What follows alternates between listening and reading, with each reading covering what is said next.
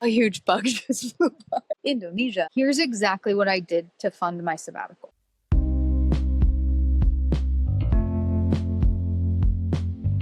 The number one question I get asked about my sabbatical is, how did you afford to just leave? And I get it. I used to believe that sabbaticals were only for people with trust funds or tech exit money, but I did it. I took a sabbatical after working 12 years as a physician assistant in a busy orthopedic hospital, and I didn't grow broke. I didn't cash out my retirement, and I did not go into debt. So today, I want to walk you through exactly how I made it work.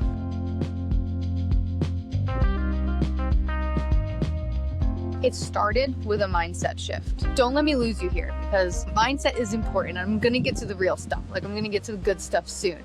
But you cannot take a sabbatical without shifting your mindset, especially around money. I stopped asking myself, can I afford this? And started asking, what would it take to afford this? And I also didn't meticulously count every dollar I was spending, but I did get smart about how I grew my savings. I cut out some expenses, like shopping all the time. Yes, I had a problem. Instead, I rented clothes to still have the feeling of something new every month, and I ended up spending way less. That's just one example. But I didn't cut out many expenses. Here's exactly what I did to fund my sabbatical. One, I paid myself first. What does that even mean? My dad used to say this to me all the time, and then one day it just clicked. It means you literally take a chunk of your paycheck and put it in a savings account before you even consider your budget.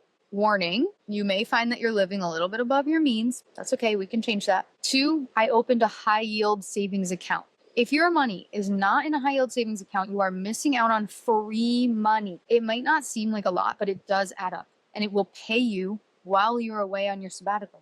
Three, I used travel rewards cards for everything. I used travel cards for years, but you don't need years to gain points. Many travel cards have amazing opening bonuses that can give you like 100,000, maybe more, 100,000 points within the first 3 months. And when you realize that you can fly to Europe for 30,000 points, you start to see how a sabbatical is more doable than you thought. Number four, I sold things that I didn't need. This was once I already decided I was leaving. So I knew I was going to take at least a year off work and travel. So we sold our car and we got rid of our apartment. If you're planning on a shorter sabbatical and don't have this option, consider renting out your home or your car, or both while you're gone, or even doing a home exchange for a few months. This is very popular outside the United States. There are multiple ways to stay abroad for free, but that can be a whole video on its own. And by the way, you do get a bonus PDF when you download my free guide, and it lists all the ways to stay for cheap abroad. Click the link below to download the guide. Finally, I did cut some non-essentials. I stopped buying random Amazon buys and subscriptions. I cut out car insurance for when I left. I don't need it abroad, especially when I have my Amex credit card that has its own car insurance. And I did try my best to cook as many meals as I could instead of buying lunch every single day at work. You won't believe how much money this saves you. But there are also ways to compromise here. Like during busy weeks when I knew I wouldn't have time to cook, I bought prepackaged meals at a discount. Just go through all the packaged meal brands. The one I liked a lot was Nutrimeals, and they usually give you discounts for the first month. And just keep using those discounts. So while I did cut out some things, I compromised on others. Was it easy? Not always, but was it worth it? 100%. Okay, now you can choose your budget tier. One of the biggest myths is that you need tens of thousands of dollars to take time off. But in the budgeting module of my online course, I walk you through 3 realistic sabbatical budgets. First is low budget, about $1,000 to $1,500 a month. This is going to be your minimalist travel, slow travel, house sitting, or even hostels. I know they are not scary. They're actually really, really fun and help you meet like-minded people, maybe even your new best friend. Next is a mid-range budget. It's going to be about $2,500 to $3,500 a month. This is going to be like your Airbnb travel, maybe like a luxury camper van for a few weeks, hotels here and there, and doing all of the activities you want to do. Finally, there's a higher end sabbatical. This is going to be at least $4,000 a month. And if you want more comfort, and maybe you're going for a shorter duration, maybe you're country hopping, maybe you're crossing something off your bucket list, think like safari, wellness retreats, etc. This is going to be your high end. There is a caveat here. The budget ranges can be determined also by where you go. For instance, an Airbnb for a month in Amsterdam is going to be way more than an Airbnb in Bali. So don't forget to take this into consideration. That will also help you determine the time away that you can afford. If you like luxury, remember you can get luxury for a lot less in countries like Morocco or Indonesia or South Africa. Just to name a few places I've been in the last 10 months where we were able to afford a lot more than we realized. Also in my free guide, there is a budgeting workbook, and it helps you list out your expenses, organize them all, and do a little bit of math to help you understand how much money you need to save for your sabbatical and set up a plan to save over the next few months. So if you're feeling burned out and telling yourself it's impossible to step away, it is not. You just need a strategy. And if you want a more intimate step-by-step guide to how I built my budget, it's all going to be inside my course. Let's talk about the questions so many of you have asked me. Can I actually take time off from my job in healthcare without quitting? Last year, I did the thing that most people told me was impossible. I took a sabbatical. And now I'm sitting here in Indonesia making this video for you from my hotel room. While I did choose to resign from my job, it is totally possible to take time off without quitting. I'm going to explain how right now. I know the fear. What will my coworkers think? Will my job still be there when I come back? What if I lose momentum, respect, or my professional identity? But you know what? Staying in a state of constant burnout isn't helping anyone.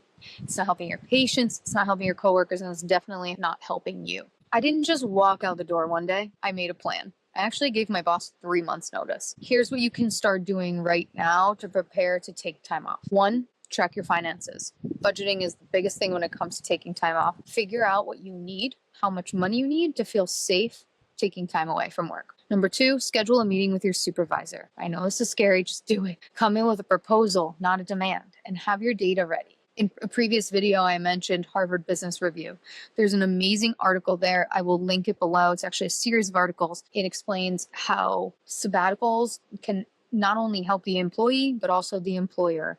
And it gives actual data that you can bring with you to this meeting. Number 3, use my sabbatical pitch kit. It's something that is included in my free guide, and I delve into it in much more detail in my upcoming course. This will help you communicate clearly and professionally what it is you're asking for and how it would work logistically. You don't have to quit. You can pitch a pause. Start by saying something like this to your manager, boss, whoever it is. I really value this role, but I also recognize that I'm not at my best right now. I'd like to request a temporary leave of absence so I can return with clarity, energy, and focus. I've outlined options that could work for coverage while I'm away. Here they are. I know this conversation can be scary, but it can also work because you're not just saying that you need a break. You're showing that you've thought this through and that it was a strategic move, not a flaky one. A move that benefits your boss, your coworkers, and your patients, and obviously yourself. Lead with your health here and the benefits that taking care of yourself will have on the future of your practice. And remember, it can take a lot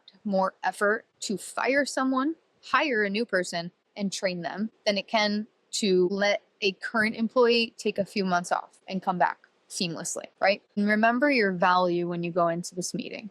And also remember that a lot of people might not take kindly to this the first time around, but you might need to have more than one meeting, and the first meeting might just be planting the idea in their minds. I also want to say here, a disclaimer. I am not a certified life coach. I am not a certified financial advisor. A huge bug just flew by. Indonesia. So use your discretion.